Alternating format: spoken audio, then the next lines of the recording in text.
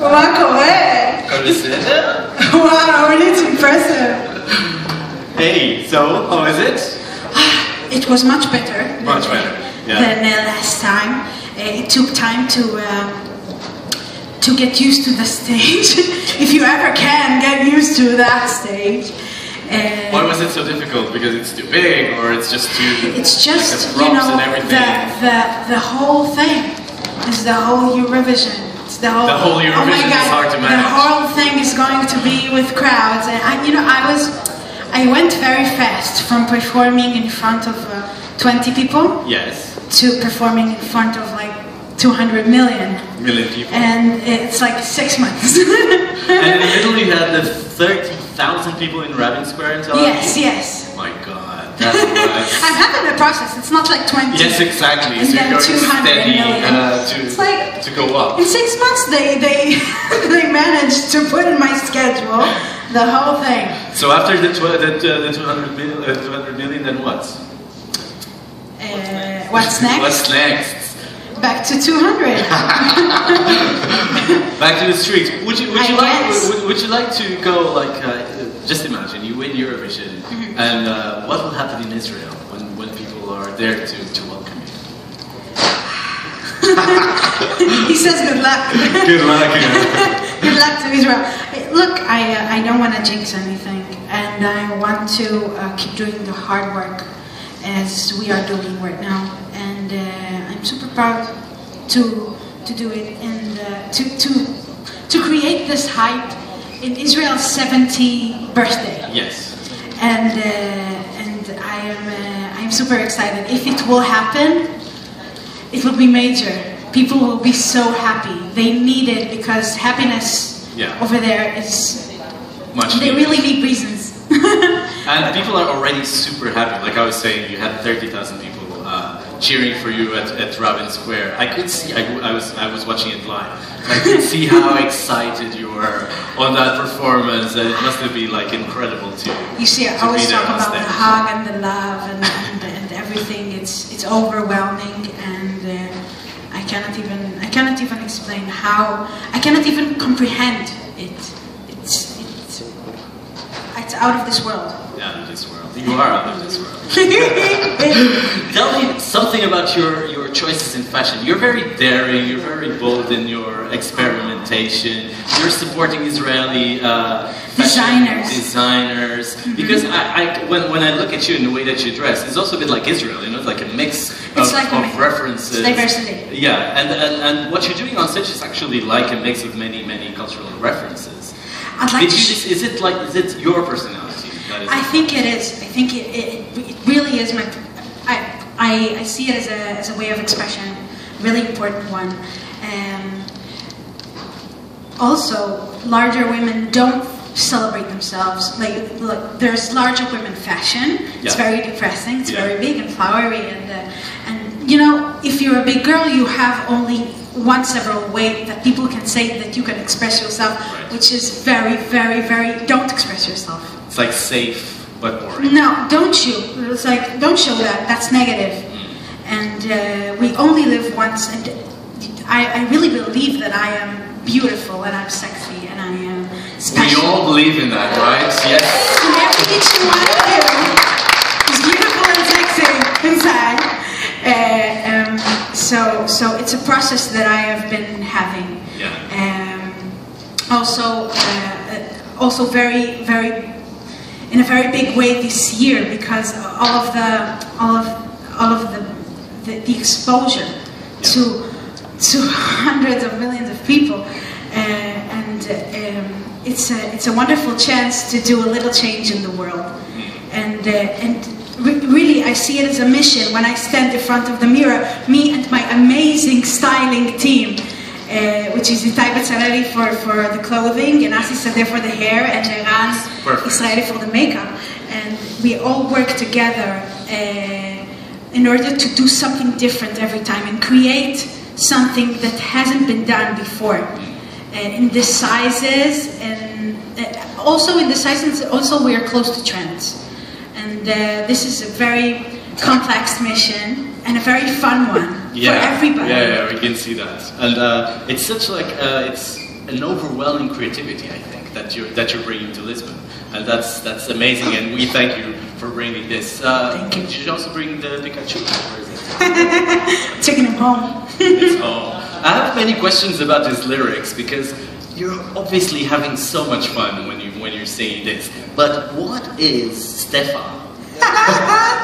Stefan is, it's a good thing the lyricist is with me. Yeah. Right here, do you want to present the rest of the Yes, the I'd like to very much. Yes. This is Doron Madali, the lyricist and the co-creator and the composer of Toy, which we're very lucky to have here, and I'm very lucky to have you in my life. This is Tal, he's the head of my delegation, and this is Amnon Spector, who is my head of press. Nice. Still funny to have. So what is Stefan? Stefan is a pile of cash. I don't care. It's like that you carry around. It's a slang word. It's a carry. slang word for a big man who'd like to brag around with his pile of cash. Cash and you stuff it into a... It's like to show, hi, I can buy you. I can do whatever I want. So can you say like a phrase where you use the expression? It's more than a pile of cash. I don't care about your power. I don't care about you trying to bring me down with your Stefan. Your bag of money. Great. Okay, questions from the journalists here in the third row. It's going to be a lot of questions. Ready? Yeah. Him. Yes. Hello, Netta. Hi. My name is Maciej. I'm from Poland. What's your name? Maciej. Very good. You are famous for your looper, for using a looper on the stage. And I've watched your performance today very carefully, and I might be wrong, but I guess you don't use actually a looper on stage in Lisbon. So can you please tell me if you use it, am I right? And if no, what are the reasons for this? Okay, I'd like to refer this question to... It's all my fault. to the director. There's a strict rule in the Eurovision that there are no live instruments on stage. You know, Alexander is not really playing the violin, right? So the looper, the recording of the vocals is live, and we cannot use it. So what we did is we're doing it a cappella with our singers, and we built a super looper. This is the thing that she's using on stage. It's lights. It's actually a looper. It's a different kind of looper, using lights synchronized with the music. So when she sings Pikachu, you can see Pikachu. We'll show you on the cameras. You see, I was elected in Israel as a looping artist, and it's who I am. It's how I make my music. It's how I create, and it was important to me not to lose this element when I'm exposed to 200 million people. And when we created a song, we were relying on the rule that there are no previous recordings allowed on playback. And when I'm doing them live, everything's okay. And I am a looping artist. I'm a very okay one. and then. There's just technical problems with syncing live stuff on the playback. Yes, that's it. So we wasn't expecting that. They checked it for us, but we had to give it up. But I am super privileged, like, to have real singers doing what I didn't have budget to hiring. And it's working. Okay, here on the third row too, right next to the other one. Hi, it's Hello. Martijn from the famed Eurovision artist in the Netherlands. I heard you lived in Nigeria for a few years, so I was wondering how did the stay in Nigeria affect your musical feeling, your music? Wow, this is a very special question and a very good one. When I was living in Nigeria, my father worked there doing construction, and we lived there, the whole family, and I was raised by two African women, Stella and Emma, together with my fabulous mother, and they sang to me to sleep when my mother was working late. and the music around, the rhythm and the Afrobeat, the tum katum katum. It's always in my heart. When I listen to it, it always generates me, and it has huge influence when I scat. When I was a bad girl when I was a jazz student, and it always came out. And people are doing this. I was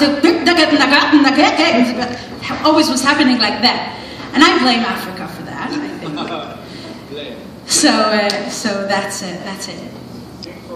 Thank you. Actually, we have a surprise for you. So another question, and then we'll do surprise. Okay, yeah, one question and then surprise.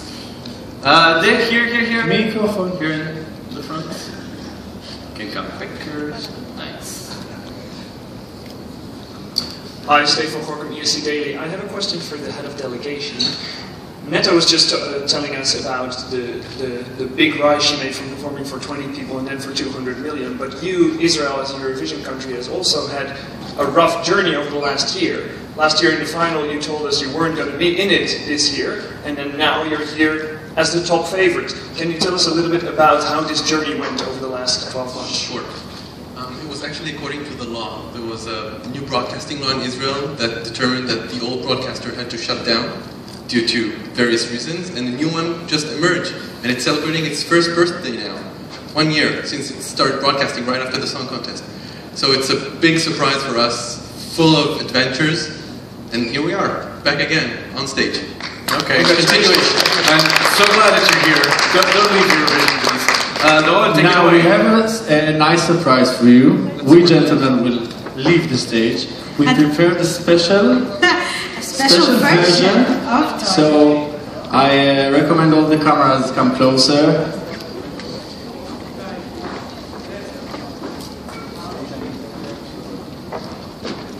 Okay, there's a bit of preparation here, but I'm sure it's worth it. It's worth it. It's more than worth it. Do you need an extra chair, or shall we take the table away? Okay. Hoping not to break it.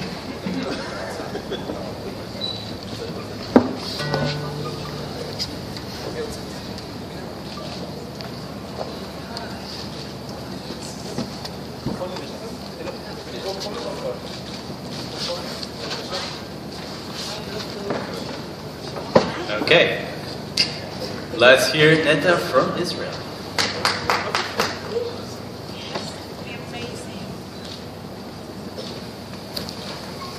Thank you all for your patience. This is international premiere, ladies and gentlemen. I like to do stuff with one string. I think less is more. Speaking of which. Hey, can I have a reverb sound? Hey, can I? It's not like a... Ha!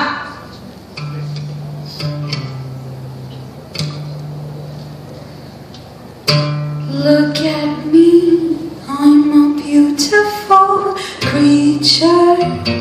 I don't care about your modern time preachers. Welcome boys to my choice, I will teach you. Bum bum bo, bum bum bo. I think you forgot how to play. My teddy bear's running away. The Barbie got something to say. Hey, hey, hey. My summer says leave me alone. I'm taking my Pikachu home. You're stupid just like you're smart, just like you're smart. Wonder Woman, don't you ever forget. You're divine and he's about to regret. He's about to I'm not your I'm not your toy. You stupid